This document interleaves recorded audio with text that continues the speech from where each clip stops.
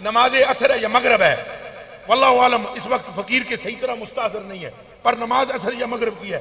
حضرت علی کہیں بھیجے حضور نے، لیٹ ہو گئے، دیر ہو گئی، واپس آنا ہے، گلی تنگ ہے، آگے ایک بڈھا ضعیف بندہ جا رہا ہے، یوں کر بڈھا آدمی چلنے سے معذور، پیچھے شیر خدا، اور جو بڈھا چل رہا ہے وہ کافر ہے۔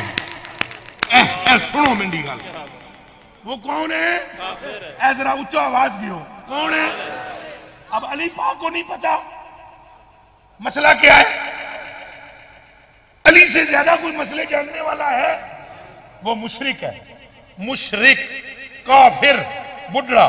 حضرت علی پیچھے آرام آرام سے چلنے لگے، چاہتے تو اس کو دھکا دیتے۔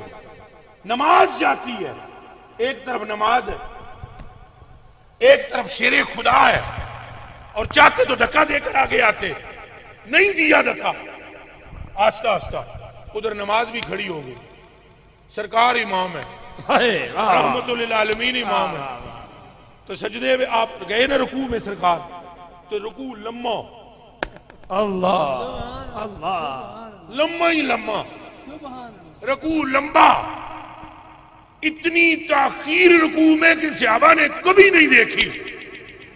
علی جی آ رہا ہے،